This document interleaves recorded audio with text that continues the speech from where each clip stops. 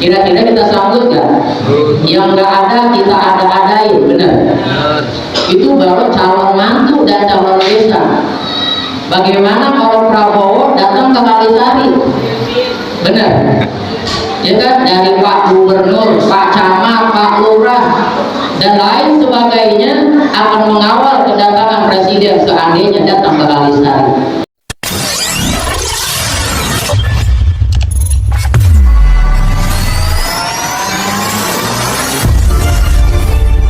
Assalamualaikum warahmatullahi wabarakatuh. Bismillahirrahmanirrahim. Alhamdulillahilladzi ja'ala lana sahur ramadhana sahur siyam. Wassalatu wassalamu ala sayyidina Mustafa wa asrafil anam. Asyhadu an la ilaha illallah wahdahu la syarika lah wa asyhadu anna sayyidana wa nabiyyana Muhammadan abduhu wa rasuluhu la nabiyya ba'dahu. Rabbi shrah li sadri wa yassir li amri wahlul 'uqdatam min lisani yafqahu qawli. Qalu subhanaka la ilma lana illa ma 'allamtana innaka antal alimul hakim. Amma ba'd. Yaqulullahu ta'ala fi muhkamil tanzil wa huwa asdaqul qa'ilin. A'udzu billahi samil 'alim minasyaitonir rajim. Bismillahirrahmanirrahim. Wa syari'u ila maghfiratin min rabbikum wa jannatin arduhas samawati wal ardh u'iddat lil muttaqin. Wa qala Rasulullah sallallahu alaihi wasallam, man shoma Ramadan imanan wa ihtisaban ghufira lahu ma taqaddama min dhanbi. Sadaqallah wa sadaqa Rasulullah sallallahu alaihi wasallam. Ma'asyiral muslimin rahimakumullah, jamaah salat Isya dan tarawih musalla at-tamah yang dirahmati Allah Subhanahu wa taala. Segenap pengurus musalla at-tamah yang kami muliakan, bapak-bapak, ibu-ibu, saudara-saudara sekalian. Berdasarkan hadis Nabi Muhammad sallallahu alaihi wasallam, di mana Rasulullah sallallahu alaihi wasallam bersabda, "Man fariha bi dukhuli Ramadan, haramallahu jasadahu ala niran." Barang siapa orang yang bergembira dengan datangnya bulan suci Ramadan, maka niscaya Allah haramkan jasadnya api neraka. Jamaah yang dirahmati Allah Subhanahu wa taala.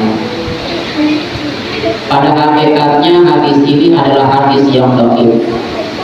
Tapi bagi kita, hadis dhaif itu selama kemaslahatannya lebih banyak dibanding kemudaratannya, boleh dijadikan hujah.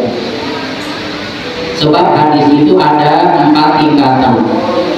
Yang pertama ada hadis sahih, yang kedua ada hadis hasan, dan yang ketiga ada hadis dhaif, dan yang keempat hadis maudhu. Dan hadis yang keempat inilah yang tidak boleh dijadikan suatu ketetapan, karena hadis ini adalah hadis palsu. Tapi bagi kita Ahlus Sunnah wal Jamaah masih diperkenankan apabila hadis dhaif tersebut lebih banyak kemaslahatannya, maka boleh dijadikan hujah.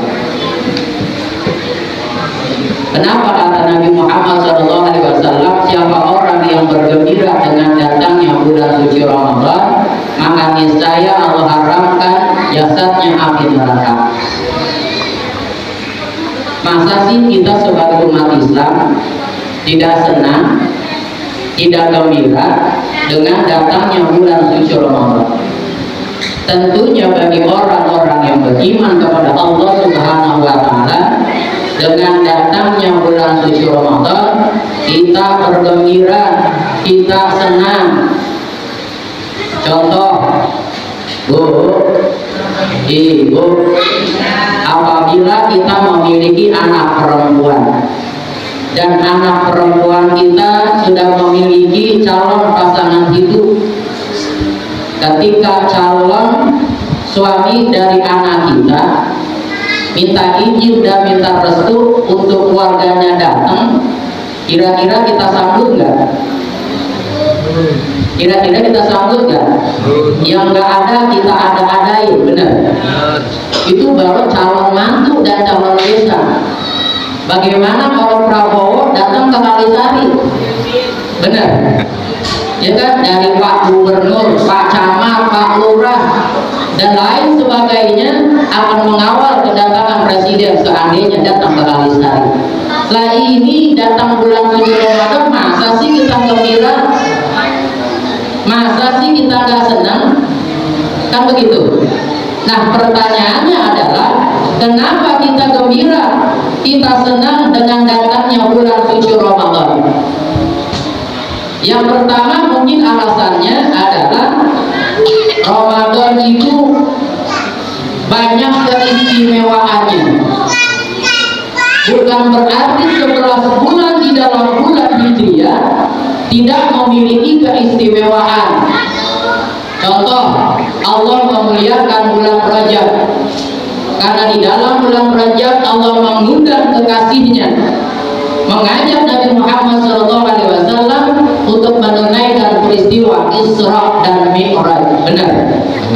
Maka bulan Rajab termasuk bulan yang mulia. Bulan Sya'ban dicintai, disenangi oleh Nabi Muhammad SAW karena bulan Sya'ban merupakan bulan pembuka datangnya bulan suci Ramadan. Kenapa Nabi Muhammad SAW mengajukan kepada kita, memerintahkan kepada kita ketika datang bulan Rajab, Rasulullah SAW mengajak dalam sebuah doanya, Allahumma barik lana fi Rajab wa Sya'ban wa balighna Ramadan. Bulan Ramadan ini memiliki keistimewaan yang sangat luar biasa. Tadi saya sampaikan, bukan berarti 11 bulan yang ada di dalam bulan Hijriah tidak memiliki keistimewaan. Insya Allah satu sama lain saling melengkapi. Contoh, saya memiliki 2 orang putra, 2 orang putri, masing-masing memiliki kelebihan enggak? Masing-masing memiliki kekurangan enggak? Tapi satu sama lain di antara satu keluarga tadi saling melengkapi. Begitu pula selama 12 bulan di dalam bulan Hijriah, Ramadan dan bulan-bulan yang lainnya saling melengkapi. Jadi pertama, Ramadan memiliki keistimewaan bagi umat Islam, bagi kita. Apa di antara keistimewaan bulan suci Ramadan? Yang pertama, Allah perintahkan kita untuk menunaikan ibadah puasa. Ayatnya udah gak asing lagi bagi kita, surat Al-Baqarah ayat 183. Ya ayyuhalladzina amanu kutiba alaikumusiyam kama kutiba alal ladzina min qablikum la'allakum tattaqun. Wahai orang-orang yang beriman, telah diwajibkan atas kamu berpuasa sebagaimana orang-orang sebelum kamu, agar kamu menjadi orang-orang yang bertakwa kepada Allah Subhanahu wa Ta'ala. Jadi pada hakikatnya semua ibadah fardiyah, entahkah itu sholat, entahkah itu puasa, entahkah itu zakat, entahkah itu haji, tujuannya adalah menjadi orang-orang yang bertakwa. Jadi keistimewaan bulan suci Ramadan yang pertama adalah Allah memerintahkan kita untuk melaksanakan ibadah puasa. Dan hikmah dengan datangnya bulan suci Ramadan, dengan diperintahkannya kita berpuasa, agar kita menjadi orang-orang yang bertakwa. Benar apa benar? Betul apa betul? Kalau bahasa gampang saya, arti takwa itu adalah kita bukan orang baik, tapi belajar menjadi lebih baik. Kita kan masing-masing punya masa lalu, benar? Dan kita pasti memiliki masa depan. Masa lalu biarlah berlalu, masa depan kita, harapan kita dan tujuan kita. Ibarat kita memiliki kendaraan, baik roda 2, roda 3, ataupun roda 4. Kira-kira ketika kita lagi mengendarai kendaraan kita, sesekali kita melihat spion kan? Artinya kita melihat spion, melihat kendaraan yang ada di belakang kita.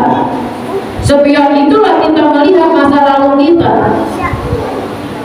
Kita yakin masing-masing punya masa lalu yang gelap. Barangkali nggak selamanya masa lalu kita bagus, nggak selamanya masa lalu kita baik. Kalau memang dari awal masa lalu kita baik, alhamdulillah, dengan harapan dia istiqomah dengan kebaikannya. Masa sih kita sudah usia kita sudah senja, nggak mau melakukan perubahan. Rumah dekat dengan musola, rumah dekat dengan masjid, nggak pernah kita nggak mau berjamaah.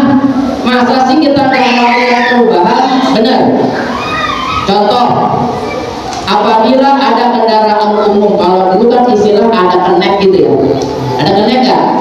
Lari Ciganjur, kenek tuh. Apakah kita selamanya menjadi kenek? Kan nggak mungkin. Sesekali mungkin barangkali kita belajar nyetir, belajar bawa mobil. Ketika sopir utama kita kurang sehat, ketika sopir utama kita sakit, kita bisa bawa mobil. Nah itulah yang dinamakan masa lalu kita. Tagayyaru bin nafsi, rubahlah dalam diri kita, mindset dalam pikiran kita. Saya harus berubah, saya harus melakukan perubahan.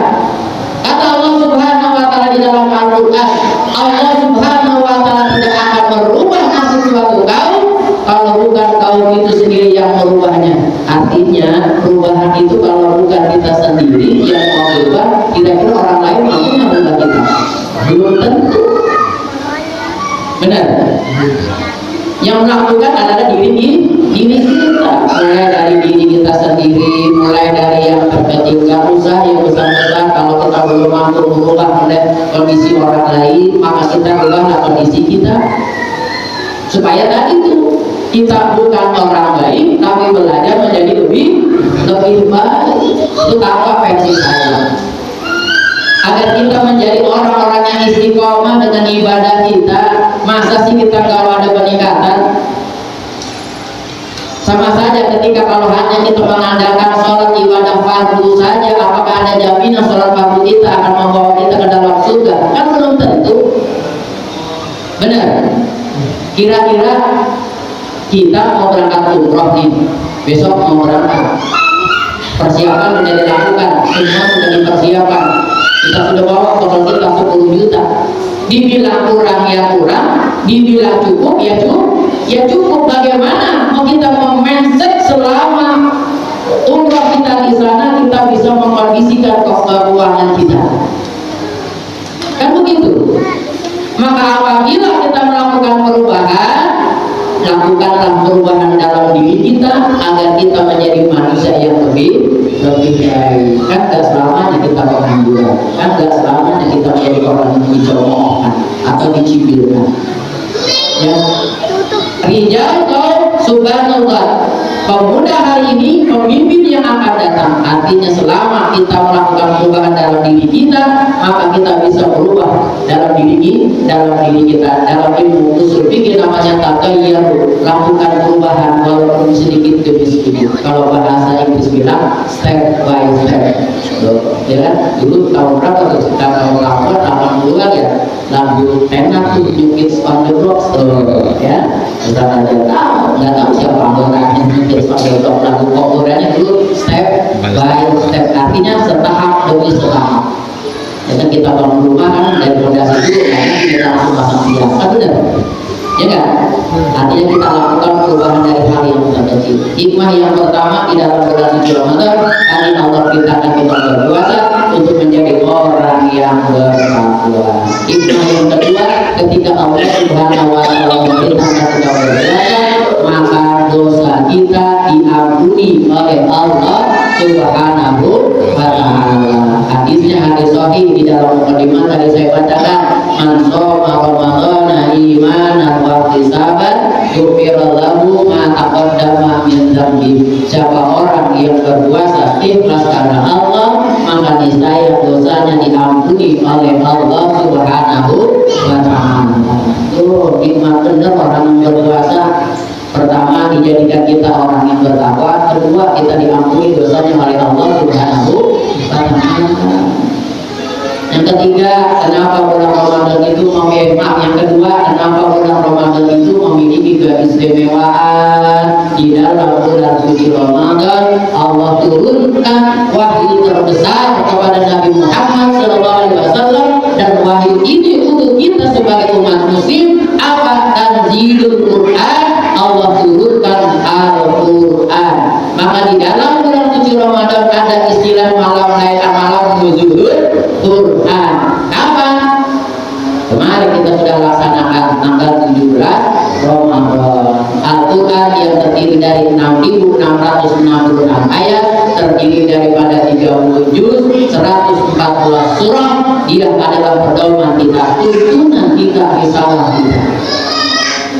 Kata Nabi Muhammad SAW dalam sabdanya, taraktu fikum amrayni lan tadillu ma tamassaktu bihima kitaballahi wa sunnatir rasulih. Aku tinggalkan kalian dua perkara, dan dengan dua perkara tersebut maka niscaya kalian tidak akan tersesat di dalamnya. Perkara yang pertama adalah Al-Quran. Apabila kita menghadapi suatu permasalahan, rujukanlah adalah Al-Quran. Yang kedua, wa sunnatir rasulih, sunnah-sunnahnya Rasulullah Sallallahu Alaihi Wasallam. Ini wasiat Nabi. Yang namanya wasiat dijalani enggak? Kalau kita anak yang berbakti kepada kedua orang tua kita, kira-kira orang tua kita memberi wasiat, dijalani enggak wasiatnya? Dijalani enggak wasiatnya? Tentunya kalau kita anak yang berbakti kepada kedua orang tua, wasiatnya dijalani. Ini wasiat Nabi. Masa wasiat Nabi gak dijalankan? Pesan Nabi Muhammad SAW yang jangan kita tinggalkan, yang pertama tadi Al-Quran, yang kedua adalah sunnah Nabi Muhammad SAW. Di dalam bulan Al-Quran, Allah turunkan Al-Quran. Wahyunya yang pertama ada di dalam surat Al-Alaq ayat 1-5. Iqra bismi rabbikal ladzi khalaq, khalaqal insana min 'alaq, iqra wa rabbukal akram, akramul ladzi 'allama bil qalam, 'allamal insana ma lam ya'lam. Intinya adalah daripada ayat ini adalah yang Allah turunkan surat Al-Alaq ayat 1-5. Allah menyarankan kita, memerintahkan kita untuk senantiasa membaca.